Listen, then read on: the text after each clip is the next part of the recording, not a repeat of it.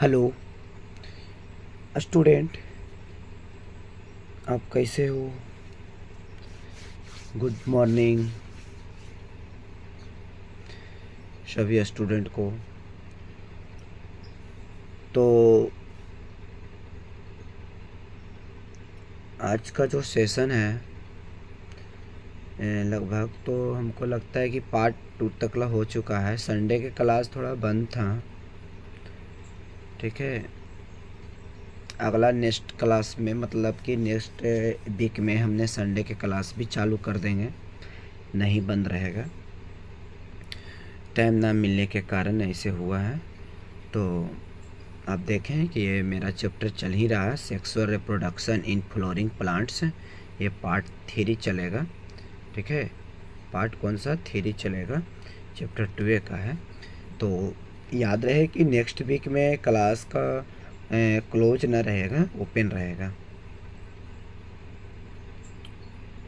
तो चलिए देर ना करें ताकि क्लास का पूरा लंबा ना होवे। और एक बात है कि हमने एक चीज़ बताने के लिए भूल गए हैं कि हर वीकली में, और टाइम भी ना मिला होगा था, इसलिए हर वीकली में बायोलॉजी का चैप्टर बाय चैप्टर कहे कि मतलब जो चैप्टर पढ़ा रहे हैं उसका ऑब्जेक्टिव ही चलेगा, ताकि बच्चा का बना रहे लेवल, ठीक है ना। ऑब्जेक्टिव ही चलेगा, ये ध्यान रहे। तो चलते हैं प्राइमोर्डियम। कहता है पहला क्वेश्चन जो है, प्राइमोर्डियम क्या है? प्राइमोर्डियम कहते हैं कि तने के सिरे पर पाई जाने वाली कलिकाएं हैं जो पूर्ण शाखाएं एवं पुष्प का निर्माण करता है। अब तना जो होता है, जड़, तना, पत्तियां, 3 गो में से एक गो ऐसा है तने के सिरे पर पाया जाता है प्राइमोर्डियम, जिनकी कलिकाएं पूर्ण शाखाएं मतलब ब्रांच पूर्ण शाखाओं एवं मतलब शाखाएं के मतलब कुछ हुआ ब्रांच। अब पुष्प का निर्माण करता, मतलब तने में ही पुष्प का निर्माण करता है, उसी को प्राइमोर्डियम कहते हैं। क्या कहते हैं? प्राइमोर्डियम। ध्यान रहे हैं। और एक है फ्लोरल प्राइमोर्डियम। ये फ्लोरल प्राइमोर्डियम क्या है? ये तने के सिरे पर उपस्थित कलिकाएं में पुष्प का निर्माण करता है। एक तना के सिरा पर उपस्थित होता है, ठीक है। एक तना के ऊपर उपस्थित होता है, एक तने के सिरे पर ये भी है, लेकिन सिरे पर कलिकाएं में होता। कहाँ होता? कलिकाएं में होता, कलिकाएं। तो ये कलिकाएं हैं, और इसमें पूछा जा रहा है कि ये उपस्थित कलिकाएं में पुष्प का निर्माण करता है। ये पाए जाने वाला कलिकाएं के पूर्ण शाखाओं में होता है, ये उपस्थित कलिकाओं में पुष्प का निर्माण करता है, ठीक है। तो एक कलिकाएं जो तने के सिरों पर होता है, एक कलिकाएं तने के पूर्ण शाखाओं पर होता है।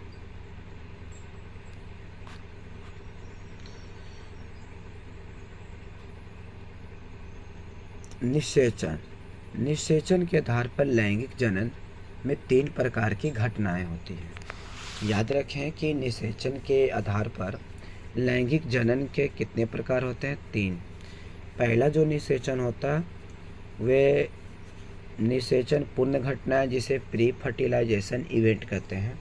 सेकंड जो होता है निषेचन खाली होता है, जिसे फर्टिलाइजेशन कहते हैं। तीसरा जो होता है निषेचन पश्च घटनाएं कहते हैं। क्या कहते हैं? पश्च घटनाएं, जिसे पोस्ट फर्टिलाइजेशन इवेंट कहते हैं। ये 3 प्रकार के निषेचन के आधार पर लैंगिक जनन के घटनाएं होते हैं।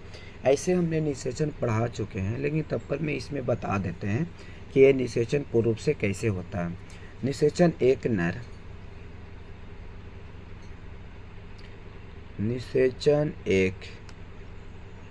नर तथा मतलब नर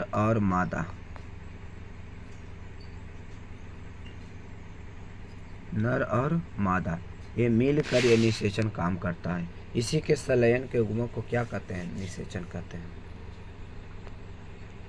ठीक है। तो सभी को देखेंगे, फर्स्ट, सेकंड, थर्ड को।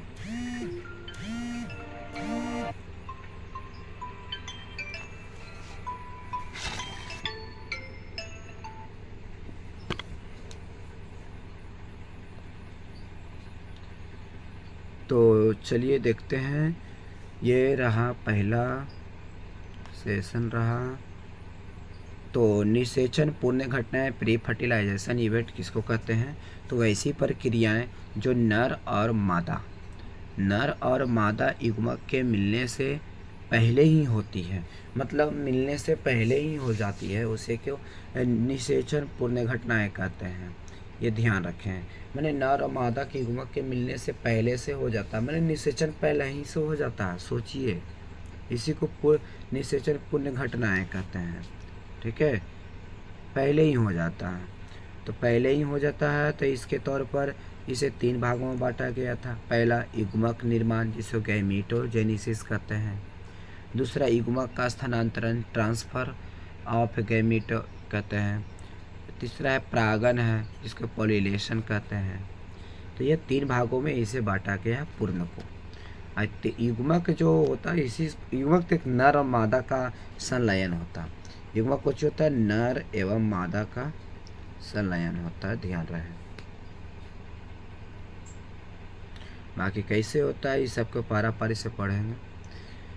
युग्मक का निर्माण, युग्मक निर्माण कैसे होता है? नर में थोड़ा सबका पहला दूसरा लिख लेना पॉइंट का। युग्मक निर्माण, नर में शुक्राणु जो स्पर्म का निर्माण होता है, नर में, सिर्फ नर में ही स्पर्म बनता है। नर में शुक्राणु स्पर्म का निर्माण होता है, उसे स्पर्मेटोजेनेसिस कहते हैं, स्पर्मेटोजेनेसिस कहते हैं। और मादा में अंडाणु होता, उसे ओओजेनेसिस कहते हैं, ओओजेनेसिस। अब ध्यान रहे हैं कि ओजेनेसिस जो कहते हैं, क्या कहते हैं? ओजेनेसिस। एक था कुछ ही नर के शुक्राणु को स्पर्मेटोजेनेसिस कहते हैं और ओजेनेसिस कहते हैं। तो इस तरह से जो बताया जा रहा है कि ओजेनेसिस और एक स्पर्मेटोजेनेसिस, ये नर को बोलते हैं, ये मादा को बोलते हैं। नर में शुक्राणु होता है, मादा में अंडाणु होता है। तो यह प्रक्रिया जननांगों में होती है, जिसे वृषण और अंडाशय, है ना। नर में वृषण पाया जाता है, मादा में अंडाशय पाया जाता है। यह तो जननांग में पाया जाता है। नर जनांग में वृषण होता है, मादा जनांग में अंडाशय होता है, इस तरह से। ठीक है, तो आप लोग ना जैसे जैसे अगर हम बोलते हैं वैसे वैसे याद करने की क्लास में कोशिश करना और बोलना साथ साथ, ताकि तुम्हारा क्लास पॉजिटिव लगे। युग्मक का स्थानांतरण, सेकंड है स्थानांतरण कैसे होता है? बस उसी टाइप से है जैसे नर और मादा के युग्मक को मिलने के लिए उनका कुछ ही करता है, स्थानांतरण करता है। जब 2 व्यक्ति आपस में नहीं मिलेगा तो कैसे स्थानांतरण होगा? कैसे नर का स्पर्म मादा में जाएगा? इसे जाने के लिए तो स्थानांतरण करेगा ना, ट्रांसफ़र, तो पहले मिलेगा ना। इसी प्रकार से पौधे में यह कार्य परागण के द्वारा होता है। मतलब पौधे में भी इसी तरह होता है, लेकिन उसमें परागण के द्वारा होता है। किसके द्वारा? परागण के द्वारा। अब परागण का वार्तिका पर पहुंचना ही होता है। वार्तिका पर, किसका? वार्तिका। वार्तिका के नीचे वार्तिकांग्र, मतलब वार्तिकांग्र के नीचे ऐसे, जो मैंने पहले ही बता चुके हैं, इसलिए इस सबके दोहरा लेना। फिर उसके बाद देखिएगा कि जानवरों या क्या है, जानवरों या मानव मतलब मनुष्य में यह कार्य संभोग द्वारा होता है। मतलब इसमें संभोग के द्वारा होता है। इसमें पता चलता है कि हाँ, जानवर संभोग करता है, मनुष्य भी संभोग करता है, ये सब कार्य करने पड़ते हैं, तब जाके नर और मादा दोनों एक पिता और एक माँ के रूप में प्रकट होते हैं। चलिए देखते हैं कि इसमें केवल पौधे ही लगता है। परागण में क्या होते हैं? परागण में केवल इसमें कुछ होते हैं, पौधे ही लगता है। तो जैसे ही पौधे नहीं लगता है तो इस तौर पर परागकण का पुंकेसर से वर्तिका तक पहुंचता है। ये तो पता है कि परागकण का पुंकेसर से ही वर्तिका तक पहुंचना ही इसे के भाग में बांटा गया था? 2 भाग में। जैसे पहुंच जाता तो वैसे ही 2 भाग में बढ़ जाता है। तो पहला बढ़ता है कुछ स्वयं परागण, जिसे सेल्फ पोलिनेशन कहते हैं, और दूसरा होता है पर परागण, जिसे क्रॉस पोलिनेशन कहते हैं। तो सेल्फ है मतलब खुद से, पर मतलब दूसरे से, इस तरह से स्वयं परागण होता है और पर परागण। तो ये परागकण का ये 2 भागों में बांटा गया था, और ये रहा परागण के लिए। ठीक है, तो हम देखेंगे स्वयं परागन किसे कहते हैं और किस तरह से हम लोग इसको निपटाते हैं, समझने के लिए कोशिश करते हैं। आप भी थोड़ा सा देखिए कि हाँ लिखा हुआ चीज़ें सब समझ जाएं तो आसान हो जाता है इस समय। स्वयं परागन क्या होता है? स्वयं परागन जब किसी पौधे के एक ही फूल या उसी पौधे के दूसरे फूल को पराग कण उसी पौधों को वार्तिका पर पहुंचते हैं, मतलब वही फूल के अंदर ही वही फूल आगे की ओर पहुंचा देते हैं, उसी को स्वयं परागन कहते हैं। कैसे पड़ोस में होता है कि अगर कोई कोई कोई कोई घर में कुटुम्ब आया तो वही लड्डू पड़ोस में पहुंचा दिए, वहाँ भी पहुंचा दिए, तो ये क्या हुआ, अपने में पड़ोस का हुआ, मिलजुल के रह रहा ना। तो उसी टाइप से ये स्वयं परागन हुआ कि जब किसी पौधे के एक ही फूल उसी फूल के दूसरे फूल के परागन उसी पौधे के वार्तिका पर पहुँचते हैं, उसी को स्वयं परागन कहते हैं। जैसे गेहूँ स्वयं है, चावल स्वयं है, मटर स्वयं है। कहा है एक मटर होगा उसी मटर में आगे होगा, उसी मटर में आगे हुआ, उसी मटर में जाके एक छिलका में जाके पैक हो जाता। समझा? चावल देखो, चावल भी जस्ट उसी है। एक धान का डंटी पकड़े और धान को देखें कि एक ही गो में सब हो जाता है।